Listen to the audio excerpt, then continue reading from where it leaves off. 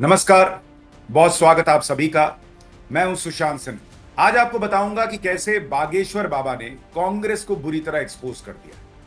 बागेश्वर बाबा जिनका एकमात्र एजेंडा है, जो सबको पता, कि वो हिंदुत्व और हिंदू राष्ट्र की बात करते हैं। उन्होंने 2024 के चुनाव से पहले कैसे कांग्रेस के लिए देश और मध्य प्रदेश दोनों जगह संकट पैदा कर दिया है, इससे कांग्रेस की जो सोच है उसे एक्सपोज किया है। आज इसकी बात करें, क्योंकि आप देखिए, कांग्रेस 2014 के बाद से प्रयास तो बहुत कर रही है कि वो खुद को हिंदू हितैषी दिखाए, राहुल गांधी को जनेऊधारी हिंदू साबित करे।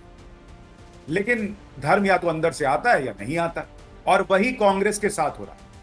वो मुस्लिम वोट के लिए तुष्टीकरण का रास्ता पूरी तरह छोड़ नहीं पा रही, और बीजेपी को रोकने के लिए पूरी तरह हिंदू होने का दिखावा भी ढंग से नहीं कर पा रही। उसकी हालत फूल और कांटे वाले अजय देवगन की तरह हो गई, जो दो बाइक पर चल रहा है, एक तरफ हिंदुत्व और दूसरी तरफ मुस्लिम तुष्टीकरण। लेकिन बागेश्वर बाबा ने ऐसा पर्चा खोला कि कांग्रेस की यह रणनीति औंधे मुंह जमीन पर आ गई। बागेश्वर बाबा ने जो किया वो आपको बताऊं, उससे पहले आपको एक और तस्वीर दिखाना चाहता हूं कि कैसे इस देश में कुछ लोग हिंदुत्व से नफरत कर सकते हैं, लेकिन विदेशी जमीन पर हिंदुत्व का सम्मान हो रहा है। प्रसिद्ध रामकथा वाचक मुरारी बापू आजकल ब्रिटेन में, उन्हीं गोरों के बीच जिन्होंने हम पर 200 साल राज किया, और यहां जाकर वो कैम्ब्रिज यूनिवर्सिटी में भारत का परचम लहरा, जीसस कॉलेज में राम कथा करते। और सुनने कौन आ रहा है? ब्रिटेन का प्रधानमंत्री ऋषि सुनक तक वहां पहुंच रहे हैं बाबा जी को सुनने के लिए। डंके की चोट पर हिंदुत्व का साथ दे रहे हैं, मुरारी बापू के सामने सिर झुका रहे हैं, और हिंदुत्व से खतरा नहीं ये बता रहे हैं। और ये सब उस देश का प्रधानमंत्री कर रहा है जिसने हम पर कई साल राज किया।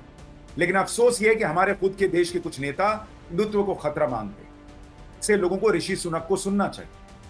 ऋषि सुनक ने अपना संबोधन ही जय सिया राम के साथ शुरू किया, खुद को एक प्राउड हिंदू बताया, और कहा कि प्रधानमंत्री होना गर्व की बात है, लेकिन यह काम आसान नहीं है, मुश्किल निर्णय लेने होते हैं, और मेरा धर्म मुझे साहस देता है, हिम्मत देता है अपने देश के लिए बेहतर से बेहतर काम करने का। अब आप खुद सोचिए, यहां हिंदुत्व से नफरत करने वाले नेता 100 करोड़ हिंदुओं पर राज करना चाहते हैं, और वहां ईसाइयों के बीच का प्रधानमंत्री हिंदुत्व पर डंके की चोट पर गर्व से अपनी बातें कह रहा। इतना ही नहीं, नरेंद्र मोदी से नफरत की एक बड़ी वजह भी यही है कि वो भी अपने धर्म को लेकर कोई दिखावा नहीं करते। वो वोट के लिए इफ्तारी पार्टी में नहीं जाते। यही काम योगी आदित्यनाथ करते। प्रधानमंत्री होना और हिंदू होना दो अलग बातें। प्रधानमंत्री का काम धर्म नहीं देखता, मुख्यमंत्री का काम धर्म नहीं देखता, लेकिन मोदी और योगी हिंदू हैं, हिंदुत्व पर गर्व महसूस करते हैं, और ये बात वो कभी नहीं छुपाते, और यही बात दूसरों से उन्हें अलग करती है। कांग्रेस की दुविधा का आलम यह है कि वो खुद ही खुद को बार बार एक्सपोज करती है, और अब ये काम बागेश्वर बाबा के हाथों हो। आपको याद होगा कि बागेश्वर बाबा अभी कुछ दिन पहले मध्य प्रदेश के छिंदवाड़ा में एक कार्यक्रम करके लौटे।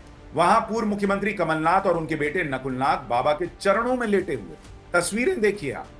अपने घर लेकर गए तो उनकी आरती उतार रहे थे।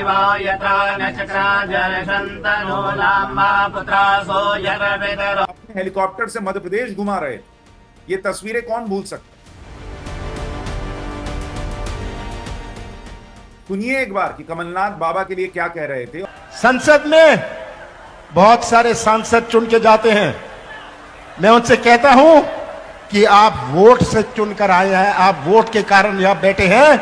मैं तो इनके प्यार और विश्वास के कारण यहां बैठा हूं। इतना ही नहीं, कमलनाथ तो आखिर में ये तक कह गए थे कि महाराज जी ये मत सोचिएगा कि मुझसे पीछा छूट जाएगा। वो भी सुनिए। महाराज जी, आप मत सोचिएगा कि आपने मेरे से छुटकारा पा लिया। ये छुटकारा आपने नहीं पाया है, और भविष्य में भी आप मेरे से छुटकारा नहीं पा पाएंगे। संबंध होते हैं, बहुत सारे संबंध होते हैं। दोस्ती का संबंध होता है, रिश्ते का संबंध होता है, तरह तरह के संबंध होते हैं। पर महाराज जी और मेरा संबंध हनुमान जी का संबंध है, हनुमान जी का संबंध है। और ये संबंध जो है, ये आत्मीय संबंध है, ये हमारा संबंध है। तो महाराज जी, छुटकारा नहीं पा पाएंगे आप मुझसे। लेकिन किसने सोचा था कि यही लोग, यही कांग्रेस बाबा बागेश्वर से इतनी जल्दी पीछा छुड़ाने पर आमादा हो जाएगी। तो उन्हें मुस्लिम वोट हाथ से निकलने का डर सताने लगे। कांग्रेस के वरिष्ठ नेता और दिग्विजय सिंह ने तो बिना नाम लिए कमलनाथ के लिए क्या कह दिया, सुनेंगे तो हैरान रह जाएं। और मैं तो ये कहता हूं कि जो भी पद पर बैठा हुआ जिसने भारतीय संविधान की शपथ ली है, अगर वो कोई हिंदू राष्ट्र की बात करता है तो उसको पहले संविधान की ली हुई शपथ से इस्तीफा दे देना चाहिए, बाद में ही कोई बात करना चाहिए। दिग्विजय सिंह तो हिंदू राष्ट्र की बात पर ही बिफरे हुए दिख रहे हैं। कमलनाथ पर भी फुल फायर है। उनका ये रिएक्शन कमलनाथ के उस बयान पर था जो कमलनाथ ने बाबा के कार्यक्रम के वक्त एक प्रेस कॉन्फ्रेंस में दिया था, वो भी याद दिलाता हूं। नहीं, उन्होंने हिंदू राष्ट्र की बात नहीं करी, गलत मत बोलो। नहीं, मुझे दिख भारत हिंदू राष्ट्र की जयकार लगाया। नहीं, पर ऐसे उन्होंने सब धर्म की बात करी। सब धर्म का है ये देश। उन्होंने सर्वधर्म का कल पूरा दिन डेडिकेट किया। वो बैठे थे, उनको मंच पर बुलाया, तो कौन से हिंदू? हालांकि सर हर जगह वो जहाँ भी जाते हैं उनकी मन से ये बात एक सामान्य हो गई है कि भारत को हिंदू राष्ट्र बनाना है, संकल्प लिया। देखिए, बनाने की क्या बात है, 82% तो हिंदू हैं ही, तो वो क्या हिंदू पैदा कर रहे हैं? विश्व में जिस देश में इतनी बड़ी परसेंटेज में हो, वहाँ कोई बहस की बात है? ये तो है ही। 82% अगर भारत में हिंदू हैं तो हम कहें कि ये हिंदू राष्ट्र है, ये कहने की क्या आवश्यकता? ये तो आंकड़े बताते हैं। लेकिन यही कमलनाथ और कांग्रेस बाबा बागेश्वर के छिंदवाड़ा से निकलते ही यूं पलटे कि खुद को और कांग्रेस को एक्सपोज कर दिया। यही कमलनाथ एक प्रेस कॉन्फ्रेंस में बोल गए कि बाबा को हमने नहीं बुलाया था, लोगों ने बुलाया था, जबकि खुद कार्यक्रम के वक्त कह रहे थे कि बाबा को बहुत दिन से बुला रहा था, तब जाकर बाबा आए। मैंने जब पढ़ा अखबारों में कि उनका कार्यक्रम बना है, मैंने कहा स्वागत है आप। तो मेरे कोई लाने की आवश्यकता नहीं थी। अगर वो आए हैं तो छिंदवाड़ा की जनता उनको लाइए। ना दिग्विजय सिंह को ना कमलनाथ जी को, इनको ना तो हिंदुत्व से लेना देना है, ना देश से लेना देना है, ना समाज से लेना देना है। ये तो वोटों की फसल काटने के लिए जब जो ठीक समझते हैं वो कहते रहते हैं, इनको किसी से लेना देना नहीं। खुद ही कह रहे थे कि ये मत सोचिएगा मुझसे पीछा छूट जाएगा, लेकिन अब खुद पीछा छुड़ा लेना चाहते हैं, ऐसा लगता है। शायद ऊपर से प्रेशर आया होगा कि हिंदू राष्ट्र की बात करके मुस्लिम वोट दबा देना चाहते हो क्या?